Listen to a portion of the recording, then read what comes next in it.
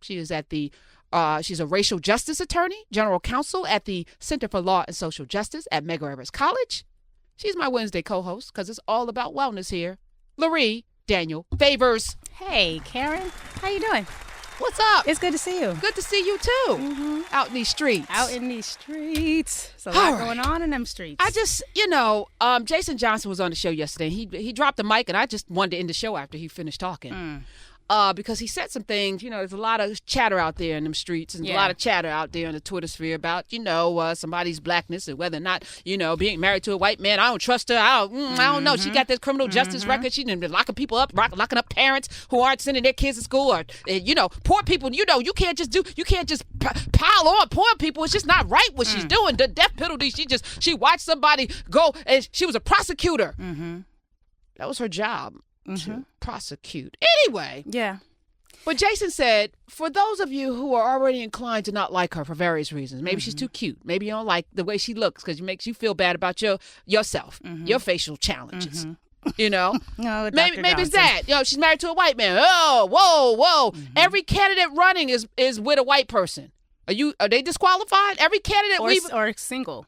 Or possibly. There are possible candidates who are not married at all. In the past, outside of Barack Obama, every single president you cast a vote for was with a white person. Yes. Every single one 100%. Outside of Barack Obama, you cast a vote for somebody that was with a white person.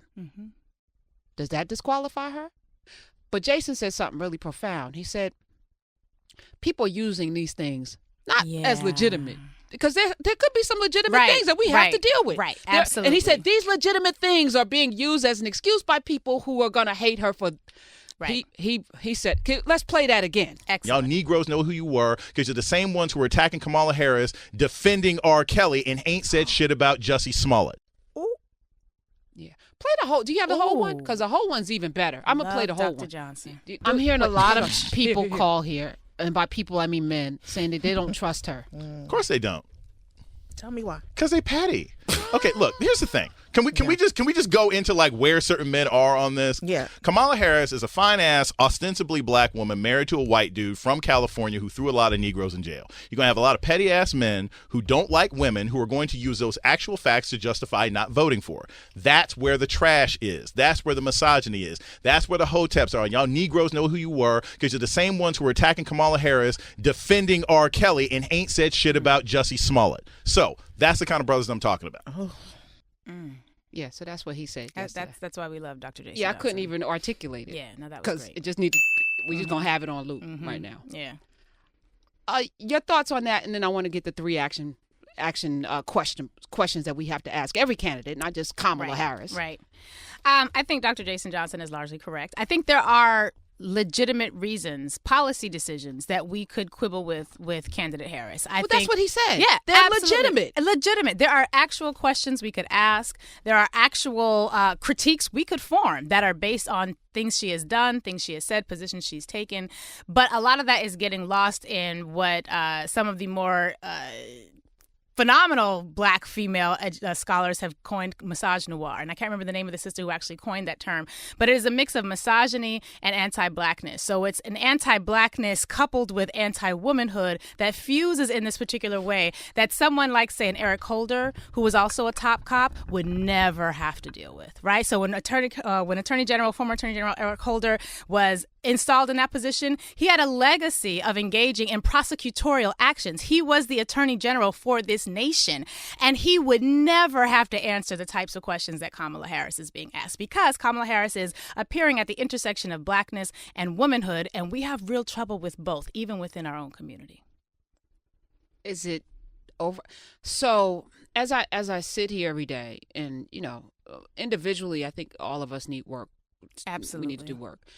As I challenge my mores and my ideals and the things, because you have to do that, I think daily. Like, why do I think this? Why do I? As a group, there's so much that has to be challenged. How do we do that? And how do we get through the anger and the hurt? Because that's usually the comeback is somebody wants to, get in their feelings about it, call up and yell and scream about how I'm wrong. I mean, you just hate blah, blah, blah, and all this stuff. And it's like, no, there are things we have to work through. Yeah. And we have to determine, am I doing this because I've been indoctrinated with white supremacy? Am I doing this because I've been taught to hate myself and those in my group? Am I doing this because I legitimately have questions, but do I have these questions of all the other candidates? And if I don't, then let me circle back and ask myself, why am I feeling this way about her? Why can't I trust her? Right. And I think we have to, for some of us have to do a little bit more unpacking, right? Because the idea of a woman in leadership is something that's very troublesome to many people in our community. We have many Black women who will not sit under a woman pastor in a religious space.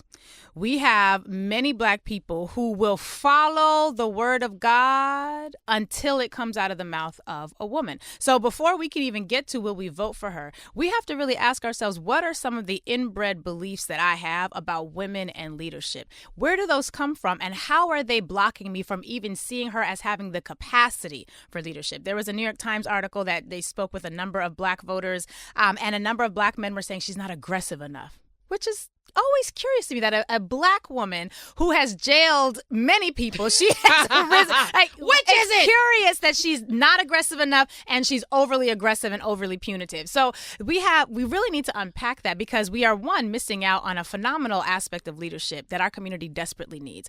We are, two, denying ourselves the fact that Black women are often at the forefront of any revolutionary movement, any backbone movement, any movement that requires Black people to move from A to B is not moving there unless Black women do it. I even mean your church, which most of our pastors can't even find a cup of tea without the women's board coming online to help out, right? So we just have to be clear. We are used to Black women being in subservient positions, doing the hard work, while men in the community typically take lower. And this is not about a man-woman. This is about analyzing how gender dynamics plays out in a racialized context for our people. So please don't call up and say it's all anti-men. That's not what it is. But we can have a rational assessment, a critical assessment of how gender has shaped who we determine to be leaders and how gender blocks those from being leaders. So I think that we have to ask a series of questions that, again, do apply to everybody. And then we have to compare who's left in the field. So if it comes out that a Kamala Harris or a Elizabeth Warren or a whoever else in, the 20 Dems that are Gillibrand.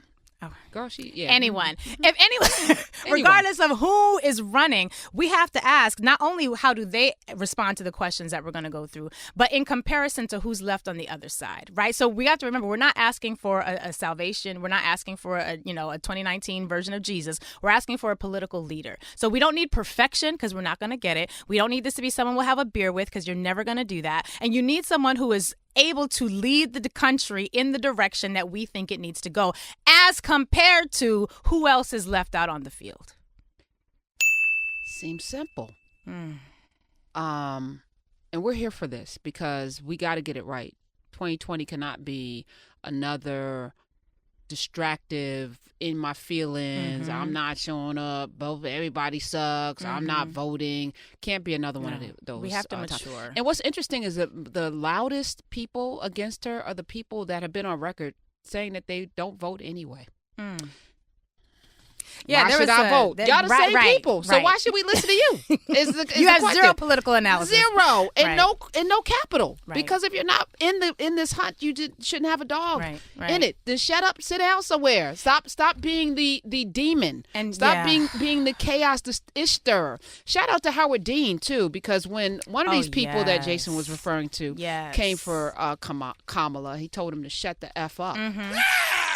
And because that critique, I saw that critique, and I was amazed because the critique was not of her. Again, it was not of valid political differences that person might have had with Kamala Harris. It was about her hair. No, it was about her dancing, I think it was. Or in her hair. Yeah. Yes. Yeah, he said, shut the F up. She gets to do whatever she wants with her hair. Right. Now, that a white man had to tell a very prominent, a very prolific Black man that criticizing this Black woman's hair, specifically her edges, right, was an inappropriate way to approach political discourse and exchange, I think was phenomenal. And I think it's really empowering to realize that we can clap back, we can have that type of exchange, but that at the bottom line, there has to be, and I'm almost kicking myself because I have legitimate political or policy concerns about Kamala Harris. And we should have. We're going to have a conversation about that today. However, I defend her right to exist in a black female body and be able to engage as any other candidate should be able to engage. So that I feel like I have to almost defend her from the hotepery that's out there that is coming for her on invalid, misogynistic, misogynoir bases. And I feel like I'm almost doing so much defending, I can't even get to the policy issues. So I think we have to be careful. It does make it tough. It right? does. Because then you want to double down on something that, like,